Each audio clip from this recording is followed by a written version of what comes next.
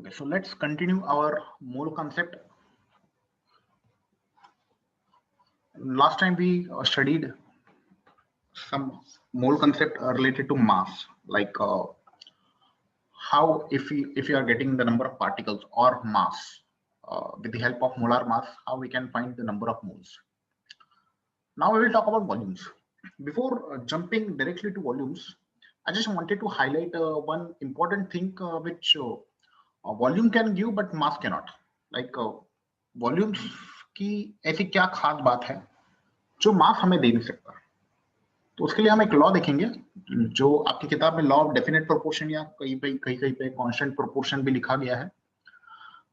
Statement तो ठीक है, आप टेक्स्ट बुक में भी देख सकते हैं। कंसेप्ट को समझने की कोशिश करते हैं कि लॉ कहता क्या है and how does it matters. Suppose मैं एक एग्जांपल लेता हूं, for example if I take the example of water H2O। अब वी नो कि H2O में क्या है, एक तो हाइड्रोजन है और दूसरा ऑक्सीजन है। तो ये जो पानी है मैं अलग अलग जगह से लेता हूँ, अलग अलग सोर्सेस से लेता हूँ। जैसे मैं रिवर वाटर, आई यूज रिवर वाटर, आई यूज टैप वाटर, यहाँ से भी मैं लेता हूँ, डैम से लेता हूँ। फिर बाद में I take the water from well, I collect rain water. अलग अलग जगह से मैं पानी के सैंपल्स कलेक्ट करता हूँ, अलग अलग वजन के। और हर जगह पे मैं हाइड्रोजन और ऑक्सीजन का परसेंटेज बाय मास निकालने की कोशिश करता हूँ। परसेंटेज बाय मास किसका? हाइड्रोजन एलिमेंट का। हाइड्रोजन एलिमेंट की बात कर रहा हूं मैं, ओके। हाइड्रोजन एलिमेंट का और ऑक्सीजन एलिमेंट का परसेंट बाय मास निकालने की कोशिश करता हूं। या परसेंट बाय मास बोलो या परसेंट बाय वेट बोलो, केमिस्ट्री में मास और वेट एक ही चीज हो गई। फिजिक्स में मास और वेट अलग अलग चीजें होती है, बिकॉज हो सकता है कि हम दो अलग अलग प्लैनेट की बात कर रहे हो, बट यहाँ पे हम फिक्स है कि भाई हम अर्थ पे ही काम कर रहे हैं। तो अर्थ पे आपका मास और वेट, परसेंट बाय मास और परसेंट बाय वेट फर्क नहीं पड़ने वाला। It's going to be the same thing. So hydrogen and oxygen का एज एन एलिमेंट का कंपोजिशन हम चेक करते हैं। कंपोजिशन हम चेक करते कैसे? परसेंट बाय मास से। So what will happen is कि मैं कोई भी सोर्स ले लूं, चाहे रिवर लूं, टैप लूं, ये लूं, वो लूं, कहीं से भी मैं पानी लूं, एक कंपाउंड, एक पर्टिकुलर कंपाउंड ले लूं, a given compound. What is that given compound here? That given compound is water. It will always contains, मतलब कहीं से भी ले लूं, it will always contain exactly the same proportion of elements by weight. By weight, इसलिए मैंने बोला था कि ये परसेंट बाय मास लेना है या परसेंट बाय वेट लेना है। तो हर बार मुझे परसेंट बाय वेट सेम मिलेगा फॉर एनी गिवन कंपाउंड। जैसे भी आपको अभी नंबर ऑफ मोल्स और मोलर मास का कॉन्सेप्ट क्लियर हो चुका है, तो यहाँ पे आप खुद गेस कर सकते हो कि परसेंट बाय वेट हमें क्या वैल्यू मिलेगी। जैसे H2O में H2 का मोलर मास इज 2 ग्राम्स। एक मोल में अगर मैं एक मोल वाटर ले लूं तो H2 का contribution will be 2 gram and oxygen का कंट्रीब्यूशन विल बी 16 ग्राम्स। सो 18 ग्राम पानी में 16 ग्राम ऑक्सीजन मिलेगा। ऑक्सीजन एलिमेंट की बात हो रही है। और 2 ग्राम हाइड्रोजन मिलेगा। हाइड्रोजन एलिमेंट की बात हो रही है, ठीक है। सो हम परसेंटेज निकाल सकते हैं ना, like hydrogen will be 2/18 into 100। ये हाइड्रोजन का परसेंटेज है, जो भी वैल्यू आएगी। और ऑक्सीजन का इट विल बी 16/18 इंटू 100। तो ये हाइड्रोजन का कंपोजिशन होगा और ये ऑक्सीजन का कंपोजिशन होगा। अगर मैं 18 ग्राम पानी लेता हूं तो वैसे अगर मैं अलग अलग वेट का पानी ले लूं, लाइक 36 ग्राम ले लूं या 100 ग्राम ले लूं, जो भी लूं, जितना भी लूं, ऑक्सीजन और हाइड्रोजन एलिमेंट का जो प्रोपोर्शन होगा, प्रोपोर्शन बाय वेट, वो हमेशा कांस्टेंट होगा। It will always have same proportion. तो कहने का मतलब है कि भाई ये मास की बात हो रही है, जैसे हमने पिछले लेक्चर में मास की बात की थी। तो मास वाइज एक पर्टिकुलर कंपाउंड में, कोई भी कंपाउंड ले लूं, चाहे मैं H2S ले लूं, तो सल्फर का वी ऑल नो कि 32 होता है मोलार मास, 32 ग्राम्स। और H2 का होता है वही 2 ग्राम्स। तो अगर मैं 34 ग्राम्स अगर H2O लेता हूं तो उसमें 32 ग्राम सल्फर होगा और 2 ग्राम हाइड्रोजन होगा, एलिमेंट फॉर्म में, element, not in gaseous state. तो ये उसका मतलब है। So how does it matters now? How does it matters? Let's say consider this only कि जैसे मैंने एक रिएक्शन लिया, पानी का ही रिएक्शन ले लेते हैं। What is happening here, as you can see, अगर मैं इसको बैलेंस करूं तो ये कुछ ऐसा हो जाएगा, right? 2 moles of hydrogen will react with 1 mole of oxygen to give 2 moles of water. Now what we saw here, अगर मैं सब 1 लाइक मोल्स की अगर मैं बात करूं, अगर मैं इसको मोल्स की बात करूं, ये 2 मोल है और ये 1 मोल है सपोज, तो इसका वजन कितना हो जाएगा? ये 4 ग्राम्स हो जाएगा और ये हो जाएगा आपका 32 ग्राम्स हो जाएगा आपका। This will be 30 grams and how much it will be? This will be 36 grams. So ये हमने देखा था law of conservation of mass से। और इवन इसकी भी अगर हम बात करें तो एक पानी मॉलिक्यूल का मोलर मास होता है 18 ग्राम्स। सो 2 का हो जाएगा 2 into 18 दैट इज 36 ग्राम्स। तो law of conservation of mass भी यहाँ पे सही बैठ रहा है, ठीक है। नाउ व्हाट हैपेंस हियर कि अगर मैं देखूं वजन के हिसाब से, तो वजन के हिसाब से ये 4 ग्राम है और ये 32 ग्राम है। लेकिन अगर मैं इसकी रिएक्शन की स्टाइकियोमेट्री कोएफिशिएंट्स की बात करूं, जैसे ये 2 है, यहाँ पे 1 है और ये 2 है, तो स्टाइकियोमेट्री कोएफिशिएंट के साथ में मैच नहीं कर पा रही। ये सारी चीजें हम क्यों करते हैं, ये सारी मगजमारी हम क्यों करते हैं? रिप्रोड्यूसिबिलिटी के लिए। सपोज अगर मैंने कोई केमिकल बनाया, जैसे फॉर एग्जांपल मैंने कोविड-19 वैक्सीन बना लिया, तो ये बहुत जरूरी होता है कि भाई कोई रैंडम चीज ना हो। ऐसा नहीं होना चाहिए कि भाई गलती से मैंने कोई वैक्सीन बना ली लेकिन मैं उसको रिप्रोड्यूस नहीं कर पा रहा हूं, मुझे पता नहीं कि मैंने बनाया कैसे। I should be able to reproduce in reactors. मैं जो बनाऊंगा वो लैब में बनाऊंगा, वो रिएक्टर में मेरे को रिप्रोड्यूस करने आना बनता है। सो लास्ट टाइम हमने देखा था, या तो हम मास मेजर कर सकते हैं किसी भी केमिकल का, या तो हम वॉल्यूम मेजर कर सकते हैं, या तीसरा एक चीज होता है प्रेशर। हम प्रेशर भी मेजर कर सकते हैं, प्रेशर से भी हम क्वांटिटी का अंदाजा लगा सकते हैं। जैसे अगर आप कुकर की सीटी की बात करो, जब कुकर की सीटी बजती है तो आपका नंबर ऑफ मोल्स कम हो जाता है, मतलब कि अंदर का जो कंटेंट है वो कम हो जाता है। तो प्रेशर भी अगर आप मैनेज कर लो तो प्रेशर से भी आप जो कंटेंट है अंदर का कम ज्यादा कर सकते हो। So pressure is also one factor. I can measure mass, I can measure volume, I can measure pressure, but मैं एक एक मॉलिक्यूल मेजर नहीं कर सकता, ना ही मैं मोल्स मेजर कर सकता हूँ। डेफिनेटली हमने लास्ट टाइम देखा कि मास अगर मुझे मालूम है तो मैं नंबर ऑफ मोल्स निकाल सकता हूँ। If I know what is the compound, number of moles is equal to mass upon molar mass use करके का फॉर्मूला यूज करके। सो ये हो गई मास की बात। लेकिन मास का प्रॉब्लम ये आ रहा है कि मास से मैं रिलेशन, जो रिएक्शन है उसकी स्टाइकियोमेट्री का हिसाब नहीं लगा पा रहा हूँ। जैसे अगर मैं इसकी बात करूं कि हाइड्रोजन जो है 2:1 के रेशियो में कंबाइन हो रहा है और मुझे 2 मोल्स पानी दे रहे हैं, लेकिन अगर मैं वजन की बात करूं तो ये 4 ग्राम, इसके 32 ग्राम, मतलब ये इसकी जो क्वांटिटी ये कम है, इसकी क्वांटिटी ज्यादा लेनी पड़ रही मेरे को।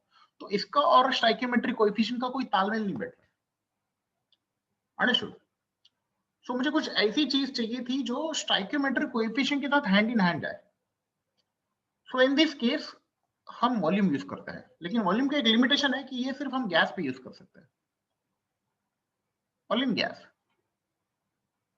So there is one law pertaining to this which is called as Gay-Lussac's law of gaseous volume. Gay-Lussac's law एक और है आपको स्टेट्स ऑफ मैटर चैप्टर में या गैसियस स्टेट चैप्टर में, जिसको हम ये भी बोलते हैं कि Gay-Lussac's law pressure temperature relationship. Pressure temperature relationship वो अलग लॉ हो गया, उसका स्टेटमेंट अलग होगा। तो इतना ध्यान रखना, जब हम Gay-Lussac's law pressure temperature relationship की बात करते हैं तो वो टाइम पे हम बोलते हैं कि वॉल्यूम कांस्टेंट है, तो प्रेशर और टेम्परेचर जो है directly proportional to each other है। That is a different law. हम बात कर रहे हैं मोल कंसेप्ट की। मोल कंसेप्ट में Gay-Lussac's लॉ जो होता है वो होता है गैसियस वॉल्यूम पे, या फिर कहीं कहीं पे आपको लिखा रहेगा Gay-Lussac's law of combining volumes. So what is that law? Forget about all this statement, कब किया क्या किया, अब कंसेप्ट पे ध्यान देते हैं। Gay-Lussac's लॉ ने क्या बोला कि अगर मैं सपोज वही रिएक्शन ले लूं, same reaction if I take, so हम यहाँ पे क्या बोल रहे हैं कि 2 mole of hydrogen is combining with 1 mole of oxygen to give 2 moles of water. Suppose ये सारी की सारी रिएक्शन जो है गैसियस स्टेट में ही है, ये भी गैस में है, ये भी गैस में है, ये भी गैस में है। मतलब आप समझ सकते हैं कि पूरी जो रिएक्शन है this should be above boiling water. Like let's say example हम 120 डिग्री सेल्सियस पे पूरी रिएक्शन कैरी आउट कर रहे हैं और जो प्रोडक्ट हमें मिला है वो भी 120 डिग्री सेल्सियस पे है। सो बेसिकली हमें स्टीम मिला है, गैसियस। सो मैं क्या कर सकता हूँ कि मैं बोलूंगा अगर ये मैंने 2 लीटर लिया और ये 1 लीटर लिया, अगर मैंने 2 लीटर हाइड्रोजन गैस लिया और उसको कंबाइन किया मैंने 1 लीटर ऑक्सीजन गैस के साथ, तो मुझे 2 लीटर पानी मिलेगा स्टीम के फॉर्म में, 2 लीटर का मुझे स्टीम मिलेगा। तो हमने देखा कि जो वॉल्यूम्स है वो वही बात कर रही है जो नंबर ऑफ मोल्स बात कर रहा है। अभी जरूरी नहीं कि वो 2 लीटर ही हो, मैं रेशियो भी ले सकता हूँ, कुछ भी रेशियो। जैसे मैंने सपोज ये 10 लीटर ले लिया, तो मैंने देखा कि ये जो 10 लीटर है ये 5 लीटर ऑक्सीजन के साथ में कंबाइन करके 10 लीटर पानी बना रहा है या 10 लीटर स्टीम बना रहा है। This is what is been observed. So basically ये जो रेशियो है 2:1 and 2, so I can say 2:1:2। 2:1 क्या है? रिएक्टेंट्स का रेशियो है। 2:1:2 will be ratio with including products. So ये कौन से रेशियो? ये नंबर ऑफ मोल्स का रेशियो है, ये नंबर ऑफ मोल्स का रेशियो है। व्हाट आई ऑब्जर्व कि यही रेशियो वॉल्यूम में भी फॉलो हो रहा है, सेम रेशियो जो वॉल्यूम में भी फॉलो हो रहा है। सो ये चीज नोटिस की गई। इसलिए जब भी हम कोई रिएक्शन लेते हैं और उसकी जब स्टाइकियोमेट्री की बात करते हैं तो स्टाइकियोमेट्री में हम इस चीज को नंबर ऑफ मोल्स ले या नंबर ऑफ वॉल्यूम्स ले, एक ही बात हो जाती है, provided everything is in gaseous state. तो जब हम हाइड्रोकार्बन की कंबशन की रिएक्शन की भी बात करेंगे, कंबशन की, तो जैसे CHY plus oxygen, some oxygen will give you CO2 plus H2O। तो यहाँ पे हमें जो भी वैल्यू मिलेगी, यहाँ पे हमें जो भी वैल्यू मिलेगी, यहाँ पे हमें जो भी वैल्यू मिलेगी, यहाँ पे नहीं, दिस इज लिक्विड, यहाँ पे हमें जो भी वैल्यू मिलेगी या फिर यहाँ पे हमें जो भी वैल्यू मिलेगी एक्स और वाई, तो इसको मैं सीधा सीधा वॉल्यूम से रिलेट कर सकता हूँ, सीधा सीधा। अगर ये गैसियस स्टेट में है तो ये तो गैस में ही है और ये भी गैस में है, ये लिक्विड में रहेगा, इसकी मुझे जरूरत नहीं है, इसकी मुझे जरूरत नहीं है। तो मैं पता कर सकता हूं कि भाई अगर मेरे पास कोई पर्टिकुलर हाइड्रोकार्बन है जिसका कॉन्फ़िगरेशन मुझे मालूम है कि क्या है, तो मुझे पता चल सकता है कि उसको कितने ऑक्सीजन की जरूरत है कंप्लीट कंबशन के लिए। For complete combustion I can calculate in advance, I can predict कि कितने ऑक्सीजन की उसको जरूरत है, कितने लीटर्स ऑफ ऑक्सीजन की जरूरत है with the help of this law. तो अगर मैं आपको एक एक एग्जांपल ले लेते हैं, सपोज मैं एग्जांपल ले लूंगा, for example let's say C2H6 plus O2 UuCO2 plus H2। तो मैं क्या करूंगा, सबसे पहले तो मैं रिएक्शन को बैलेंस करूंगा। कैसे बैलेंस करेंगे? जैसे C2 है तो ये भी 2 हो जाएगा, H6 है तो ये 6 हो जाएगा, ऐसे बैलेंस करना। यहाँ पे कार्बन है और यहाँ पे कार्बन है, सिर्फ यहाँ पे कार्बन नहीं है, कार्बन सिर्फ यहाँ पे है, यहाँ पे हाइड्रोजन है तो हाइड्रोजन सिर्फ यहाँ पे है, तो मुझे और कहीं पे देखने की जरूरत नहीं है। अब बेस्ड ऑन दिस वैल्यूज हम ऑक्सीजन को बैलेंस करेंगे। ये कितना हो गया? 4 और ये 6, 10। सो बेसिकली ये 5 हो गया, तो ये रिएक्शन बैलेंस हो गई। नो आई नो कि अगर मैं ये 1 लीटर ले लूं, अगर मैं 1 लीटर ये हाइड्रोकार्बन ले लूं तो इसके लिए मुझे 5 लीटर ऑक्सीजन लगेगा। सो अब ये कुछ भी हो सकता है। अगर सपोज मेरे पास 100 लीटर का हाइड्रोकार्बन मैंने ले लिया तो मुझे मालूम है इसको मुझे 500 लीटर ऑक्सीजन सप्लाई करना है कम से कम, तब जाके ये कंप्लीट कंबशन होगा और कार्बन डाइऑक्साइड मिलेगा। बिकॉज वी नो कि अगर मैं हाइड्रोकार्बन को अगर इतना जितना ऑक्सीजन उसको चाहिए उतना दे देता हूं या फिर मैं एक्सेस भी देता हूं तो ही कंप्लीट कंबशन होता है। अगर मैं इसको 500 लीटर से 200 लीटर भी कर दूं, अगर मैं इसको 500 लीटर से 200 लीटर भी कर दूं तो वी नो कि ये कंप्लीट कंबशन नहीं होगा बल्कि पार्शियल कंबशन होगा। और पार्शियल कंबशन का प्रोडक्ट होता है carbon monoxide which is more like hazardous compared to carbon dioxide. Okay, so ये चीजें हम रिएक्शन प्रेडिक्शन के लिए इजीली यूज कर सकते हैं। तो that is the one reason कि भाई वहां पे ये चीज जो है वो मास नहीं दे सकता लेकिन वॉल्यूम दे सकता है। तो अगली बार जब भी हम रिएक्शन देखेंगे और उसके और वो बैलेंस रिएक्शन हो तो स्टाइकियोमेट्री को हम नंबर ऑफ मोल्स भी लेंगे या स्टाइकियोमेट्री को हम वॉल्यूम भी लेंगे, it doesn't matter.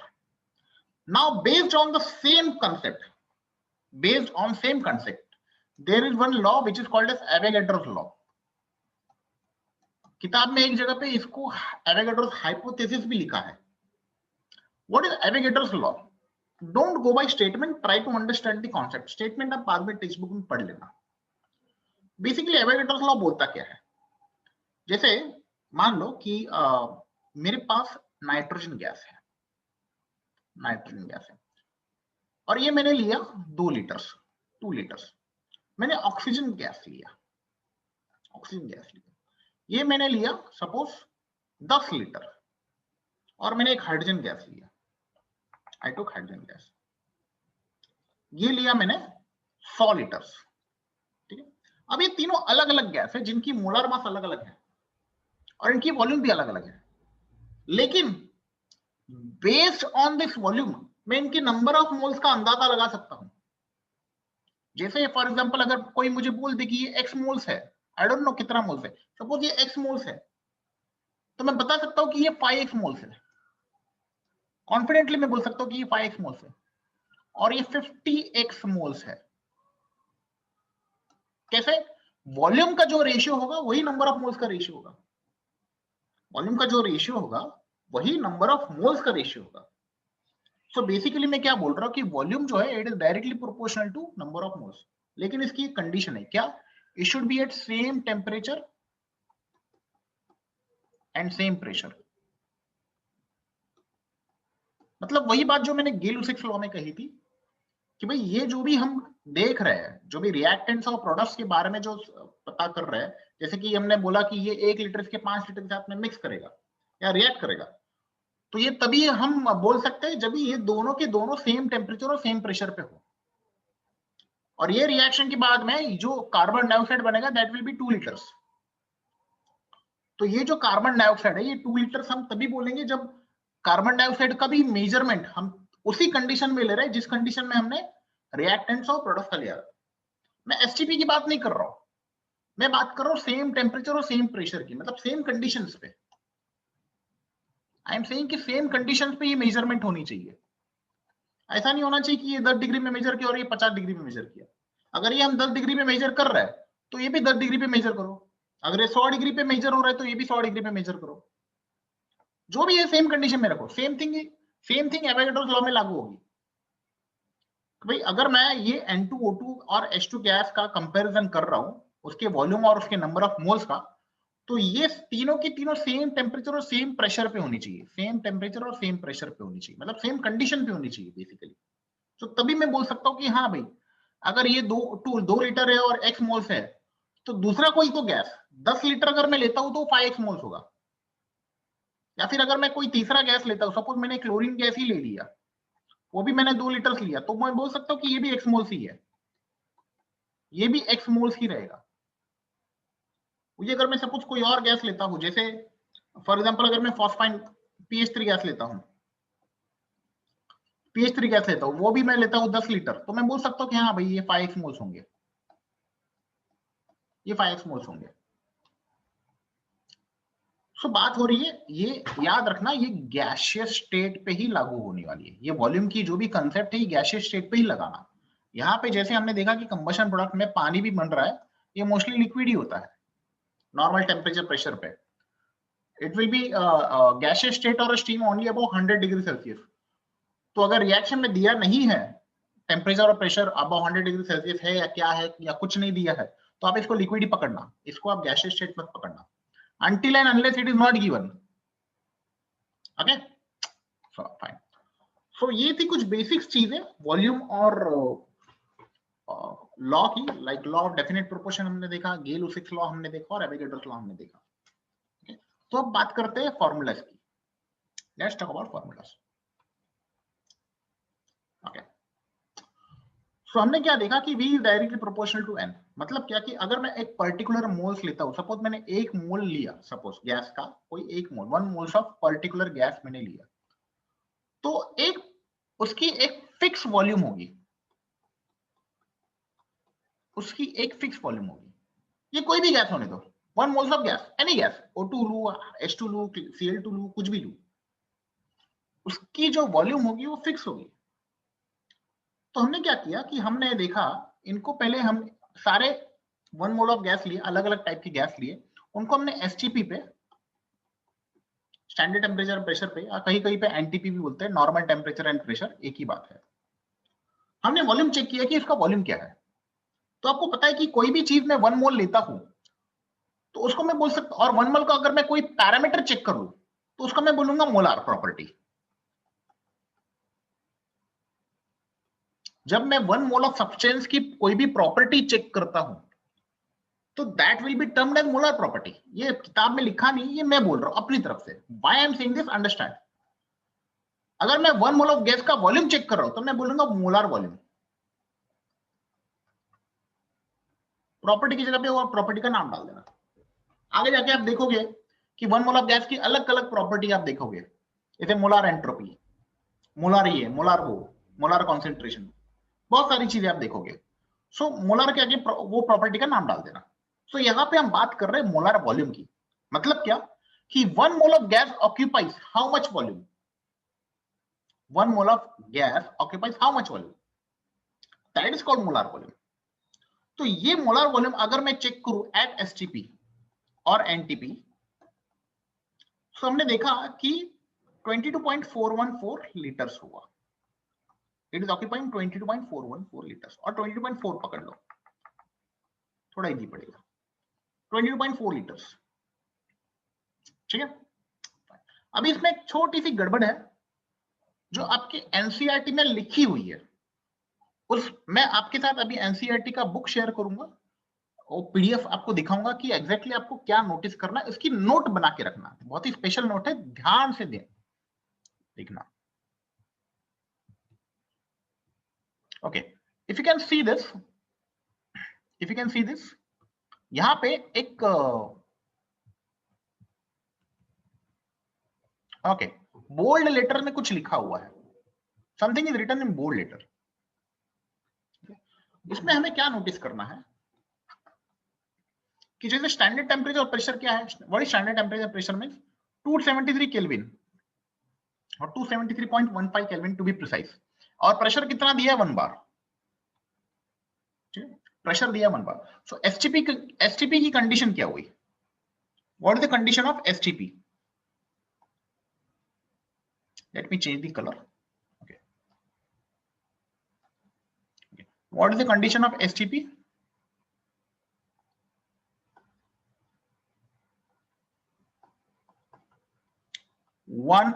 0 degree Celsius and 1 bar, 0 degree Celsius and 1 bar.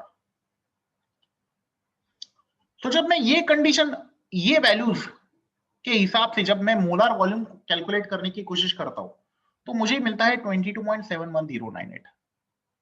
Did you notice the difference? मैंने क्या कहा था पहले कि मोलर वॉल्यूम कितना होता है 22.4 लीटर्स, अब यहां पे क्या लिखा है 22.7 litres, 22.7 litres, 22.7 litres is molar volume.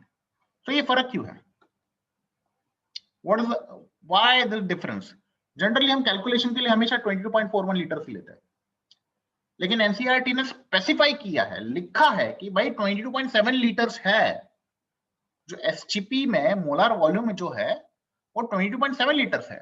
तो ये डिफरेंस इसलिए लिया आया बिकॉज यहाँ पे हमने जो प्रेशर है वो 1 बार लिया है, और ये पहले ये ओल्ड डेफिनेशन हो गई एसटीपी की। ओल्ड डेफिनेशन में क्या होता था कि टेम्परेचर 0 डिग्री सेल्सियस होता था और प्रेशर 1 एटीएम होता था। बहुत ही माइन्यूट डिफरेंस है 1 एटीएम और 1 बार में, लेकिन ये माइन्यूट डिफरेंस की वजह से क्या हो रहा है, एसटीपी पे जो मोलर वॉल्यूम की जो वैल्यू है वो बदल रही है। तो अगर आपको एग्जाम में पूछा जाए what is the exact value of molar volume at STP, आप ये मत मार्क करके आना, आप 22.7 मार्क करके आना। भले कैलकुलेशन में आप 20.4 ले रहे हो, लेकिन आपका आंसर जो होगा exact value of molar volume वो 22.7 लीटर होगा।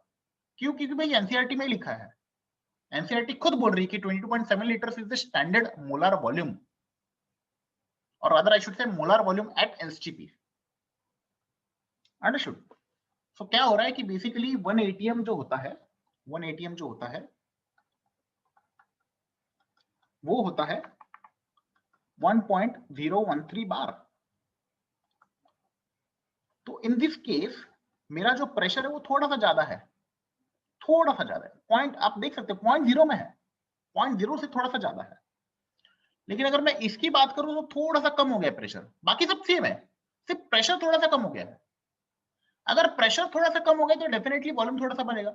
वी एक थोड़ा सा कॉमन सेंस अगर हम लगाएंगे तो pressure is inversely proportional to volume. ये आगे हम स्टेट्स ऑफ मैटर में इसका लॉ भी पढ़ेंगे, लेकिन फिलहाल आप समझ लो कि pressure is inversely proportional to volume. So pressure अगर थोड़ा सा कम हो रहा है तो वॉल्यूम थोड़ा सा बढ़ेगा। तो कितना बढ़ रहा है? ये इतना बढ़ रहा है, 22.4 लीटर्स एंड 28.7 लीटर्स। ये चीजें ध्यान रखने वाली बात है, that's point to be noted. ठीक है, सो यहाँ पे हम क्या बात कर रहे हैं? एसटीपी की बात कर रहे हैं कि एसटीपी में क्या होना है।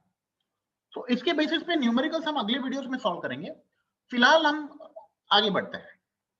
ये हो गया एसटीपी की बात है। नाउ एसटीपी में अगर दे दिया जाए कि भाई एसटीपी कंडीशन है तो हमें वॉल्यूम टेंशन लेने की जरूरत नहीं, हम डायरेक्टली 20.4 लीटर्स ले लेंगे। फिलहाल हम 20.4 लीटर से ही कैलकुलेशन करेंगे। और क्या ले सकते हैं हम? प्रेशर और टेम्परेचर भी ले सकते हैं। प्रेशर हम ले सकते हैं 1 बार और टेम्परेचर हम लेंगे 0 डिग्री सेल्सियस। और कैलकुलेशन के लिए हम 0 डिग्री सेल्सियस नहीं लेते, बेसिकली हम केल्विन्स में वैल्यू लेते हैं, 273.15 केल्विन्स लेते हैं। तो कैलकुलेशन में यही स्टैंडर्ड यूनिट है केल्विन वाला, तो यही वैल्यूज लेना, 273.15 केल्विन ही लेना। नाउ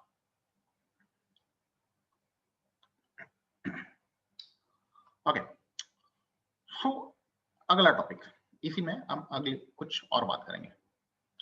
जैसे अगर मुझे कोई प्रॉब्लम दिया जाए जिसमें एसटीपी नहीं दिया है, सपोज एसटीपी नहीं है, कोई कस्टमाइज टेम्परेचर लाइक 300 केल्विन दे दिया गया और प्रेशर दे दिया गया है सपोज 2 बार्स, ऐसा कोई कस्टमाइज वैल्यू दिया गया, तो हम क्या करेंगे?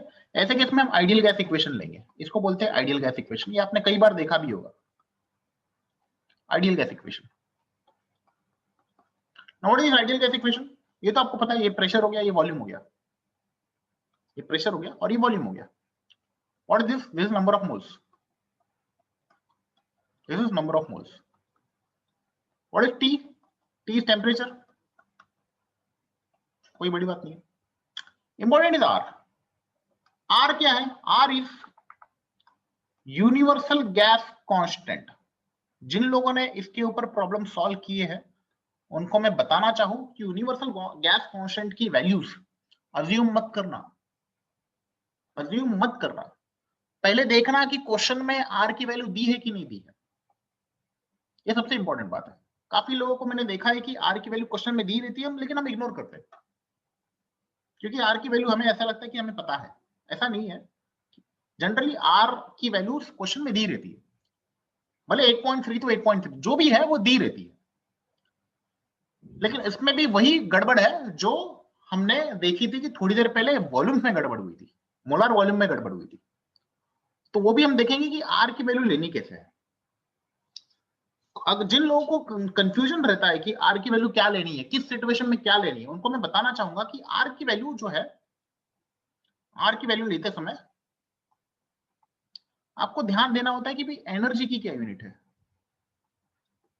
या फिर अगर आप फिजिक्स कर रहे हो तो कभी कभी आपको वर्क का भी यूनिट दे देते हैं।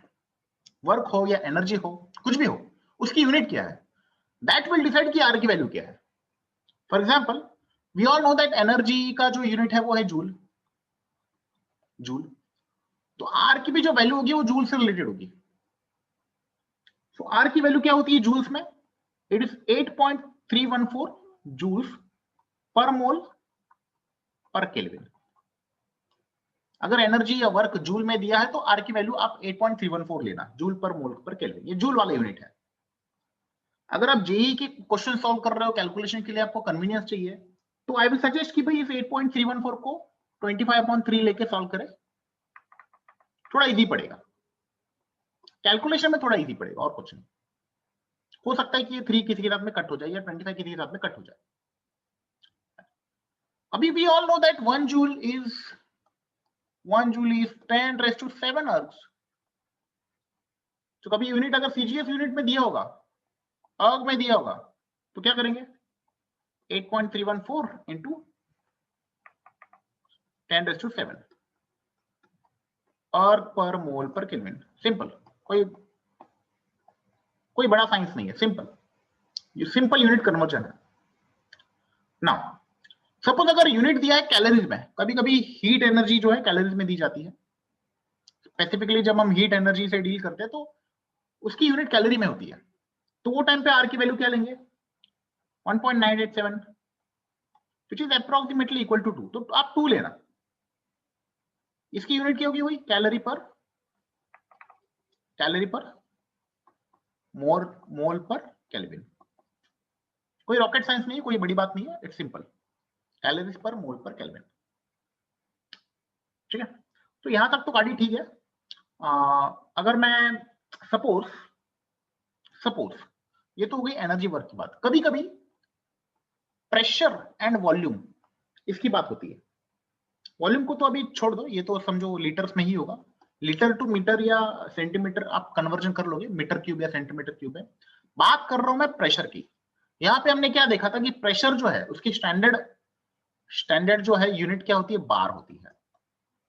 लेकिन अगर प्रेशर जो है वो एटीएम में दिया जाए, अगर क्वेश्चन में आपका जो प्रेशर है वो एटीएम में दिया गया है, तो इन दैट केस आप आर की वैल्यू लोगे 0.0821। प्रेशर एटीएम में है और वॉल्यूम लीटर में है, तो इन दैट केस आपका जो यूनिट हो जाएगा 0.0821। नाउ अंडरस्टैंड, ये जो इफेक्ट है ये 8.314 है, ये जो है ये 8.314 है, और ये कितना है? 0.0821 है। तो आप समझ सकते हैं कि ये इफेक्ट किसकी वजह से आया? ये बार और एटीएम का फर्क आया।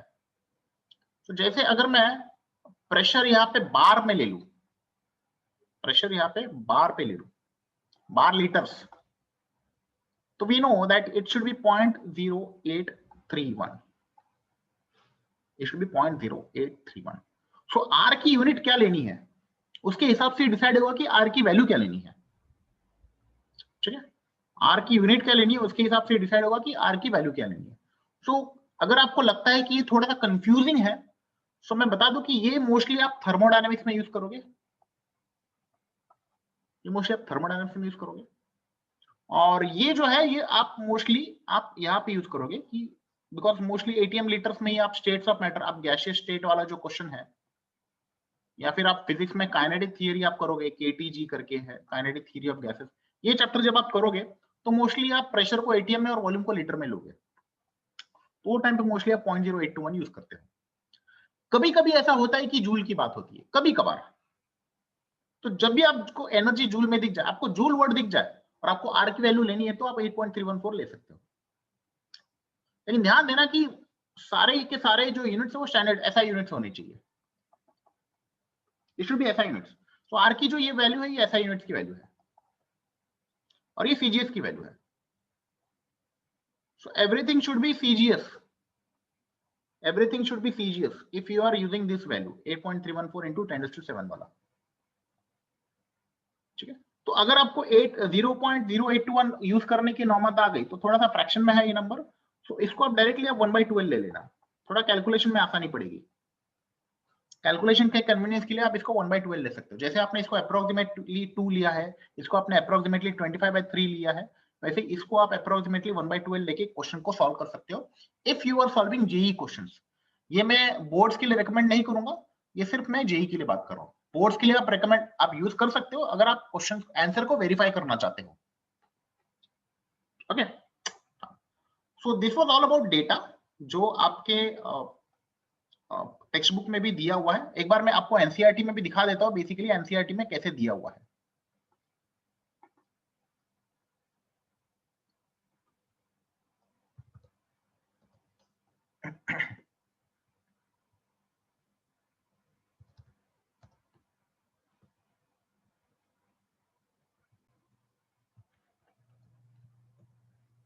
इफ यू कैन नोटिस यहाँ पे भी वही ओल्ड कंडीशन की बात की गई है।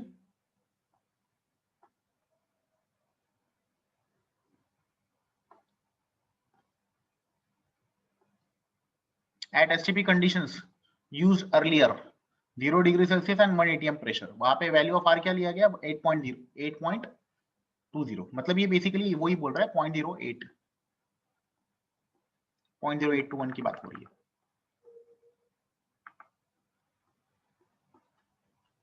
ओके, सो एनसीईआरटी की बुक में भी लिखा है कि 1 atm pressure is an old STP condition and 1 bar pressure is a new definition of STP condition. So इसमें हमने दो चीजें देखी जो जनरली हम रेगुलर प्रैक्टिस में इग्नोर करते हैं कि भाई मोलार वॉल्यूम जो होता है, actual molar volume at STP condition 22.7 litres, लेकिन हम कैलकुलेशन के लिए आजकल 22.4, अभी तक 22.4 लीटर ही ले रहे हैं। एंड सेकेंड थिंग, आर की वैल्यू जो है पुराने डेफिनेशन के हिसाब से एसटीपी पे एट 0.0821 है, और नए डेफिनेशन के हिसाब से लाइक अगर मैं प्रेशर को एटीएम में ना लेके बार में ले लूं तो मेरा हो जाएगा 8314 लाइक 8.314 into 10⁻² into 10⁻²। ठीक है, तो ये छोटी छोटी बातें हैं जो एनसीईआरटी में लिखी है, लेकिन जनरली हमारे से इग्नोर हो जाती है क्योंकि ये छोटी छोटी बातें हैं। लेकिन अगर एनसीईआरटी को इस पे कभी घुमा के क्वेश्चन पूछना हो या आपकी नॉलेज को टेस्ट करना हो, देखना हो कि भाई आप एनसीईआरटी की किताब पढ़ते हो कि नहीं, तो केमिस्ट्री से ऐसे क्वेश्चन आते ही है। केमिस्ट्री से बहुत सारे क्वेश्चन हर साल आते हैं कि भाई आपको पढ़ना होता है एनसीईआरटी, जो आपके दूसरे पब्लिकेशंस में या दूसरे जो फॉरेन ऑथर्स के जो बुक है उसमें नहीं लिखे होते। तो ऐसे जो छोटे छोटे डेटा थे उसके आपके नोट्स, स्पेशल नोट्स बनाने हैं जो आपको एनसीईआरटी में तो दिखते हैं लेकिन आपको बड़े बड़े नोट्स में, बड़े बड़े बुक्स में नहीं दिखाई देते। तो इस चीज का एक स्पेशल नोट बना के रखना। ऐसे मैं हर एक चैप्टर में आपको दिखाऊंगा कि बहुत सारी चीजें ऐसी एनसीईआरटी में लिखे हैं लेकिन रोज रूटीन में हम उसको यूज नहीं करते। And where you can have an edge, जो एक दो क्वेश्चन जो एनसीईआरटी से इस तरह के क्वेश्चंस आते हैं वहां पे आपको एक रेडीमेड मार्क्स मिल जाएंगे, जो हाथ के मार्क्स है, जो इजी होते हैं, लेकिन बस आपने एनसीईआरटी पढ़ी नहीं इसके लिए आप उसको खो दोगे। तो ऐसे पॉइंट्स में आपको जैसे जैसे हम आगे बढ़ते रहेंगे वैसे वैसे पॉइंट्स में आपको कवर कराता रहूंगा। Okay, now let's talk about formula. जैसे कि हमने देखा कि 1 मोल जो है वो 22.4 लीटर्स ऑक्यूपाई कर रहा है। हम किसकी बात कर रहे हैं? गैस की बात कर रहे हैं। 1 मोल जो है 22.4 लीटर्स ऑफ वॉल्यूम ऑक्यूपाई कर रहा है। अब मुझे जानना है कि अगर मैं कोई भी रैंडम लीटर ले लूं, सपोज मैं 100 लीटर ले लिया, 100 लीटर का कोई भी गैस ले लिया, ऑक्सीजन गैस ले लिया सपोज मैंने, तो कितने मोल्स है that I want to find out. तो क्या करते हैं हम? वही यूनिटरी मेथड, क्रॉस मल्टीप्लाई। तो क्या होगा? x into 22.4 is equals to 100 into 1। ठीक है, सो क्या मिलेगा मुझे? x is equals to 100 upon 20.4। now what is this 100? this is given volume,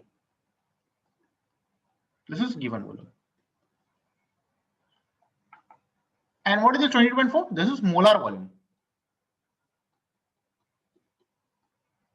so what is my formula? basically number of moles,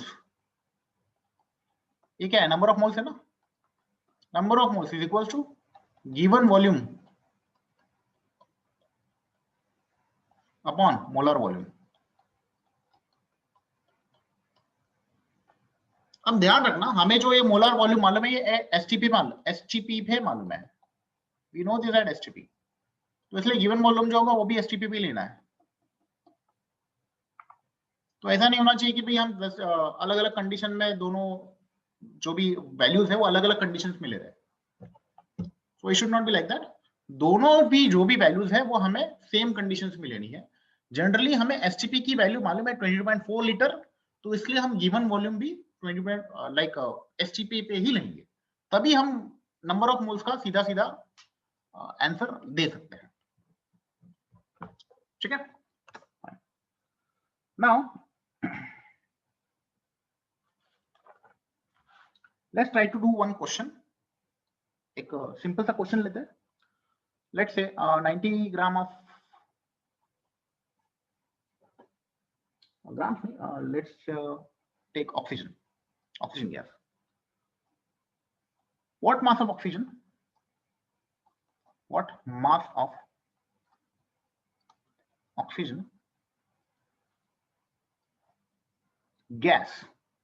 oxygen gas is present in 5 liter vessel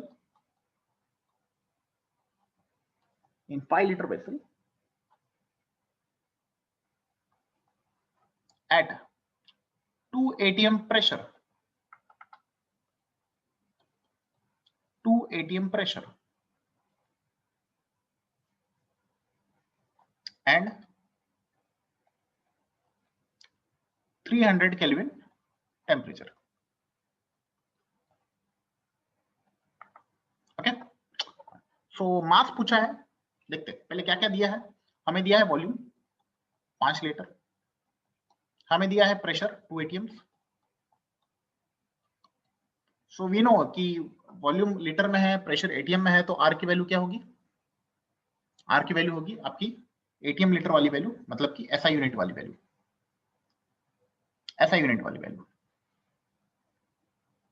sorry ATM liters में है तो we will be taking 0.0821। 0.0 R की value होगी आपकी 0.0821। Okay, सो 0.081 को मैंने क्या बोला था कि आप 1/12 ले लेना, थोड़ा कैलकुलेशन इजी पड़ जाएगा। ठीक है, टेम्परेचर आपका क्या दिया है? 300 केल्विन। ठीक है, so as we can see कि पीवी और आरटी की वैल्यू दी हुई है। PV is equal to NRT, हम इक्वेशन यूज करेंगे, और पी की वैल्यू आपको एटीएम में दी है 2 ATMs, ये 5 लीटर्स हो गया, नंबर ऑफ मोल्स दिया नहीं है, और आर की वैल्यू हम ले सकते हैं 1/12, और टेम्परेचर हो गया आपका 300 केल्विन। सो ये हो जाएगा आपका 25, ये हो जाएगा आपका 5 1 5 5, सो एन विल बी 2/5। सो 2/5 मतलब आप समझ सकते हो कि ये 0.4 मोल्स हो गया। ये हमने क्या निकाला? Number of moles. अब आगे तो आसान ही है, नंबर ऑफ मोल से हम मास ऑफ ऑक्सीजन निकाल सकते हैं। ओके, नंबर ऑफ मोल से हम ऑक्सीजन निकाल सकते हैं, हमने पिछले लेक्चर में देखा ही था। लाइक ऑक्सीजन गैस की बात हो रही है। What is oxygen gas? Oxygen gas is nothing but O2। तो मुझे पता है कि अगर मैं 1 मोल ऑक्सीजन गैस लेता हूं, 1 मोल ऑक्सीजन गैस लेता हूं, तो मुझे ये 32 ग्राम्स लेना पड़ेगा। तो यहाँ पे कितना है? 0.4 मोल्स है, 0.4 मोल्स है, तो ये x ग्राम आ गया। क्रॉस मल्टीप्लाई करूंगा, so 0.4 into 32 equal to x into 1। So x की वैल्यू आ गई मेरी 32 इंटू 0.4, जो भी आएगी लाइक 12.8 ग्राम आना चाहिए मेरे हिसाब से, 12.8 gram. So this is our required answer. 12.8 gram of oxygen is present. So 12.8 gram of oxygen is present, ये ग्राम में है, this value is in grams. तो इस तरह से हम बेसिक क्वेश्चंस को सॉल्व कर सकते हैं, रिलेटेड टू वॉल्यूम हो या मास हो या कुछ भी हो। अगर हमें एसटीपी दिया है, अगर हमें एसटीपी कंडीशन दी है, तो हम वॉल्यूम को डायरेक्टली, जो मोलार वॉल्यूम है उसको डायरेक्टली हम 20.4 लीटर्स ले सकते हैं, 1 मोल गैस। और अगर एसटीपी नहीं दिया है तो हम पीवी इक्वल टू एनआरटी से कोई भी वैल्यू निकाल सकते हैं। सो काफी इजी क्वेश्चंस होते हैं, इसमें कोई रॉकेट साइंस होता नहीं है। तो नेक्स्ट लेक्चर में हम कुछ न्यूमेरिकल सॉल्व करेंगे, तो कुछ मैं कोशिश करूंगा कि कुछ एडवांस लेवल के न्यूमेरिकल्स भी ले लूं। कंसेप्ट इतने ही जितने हमने अभी तक देखे हैं, बाकी सारे जो क्वेश्चन है एडवांस लेवल भी क्वेश्चन है, इसी कंसेप्ट पे सॉल्व हो जाएंगे। So thank you for that.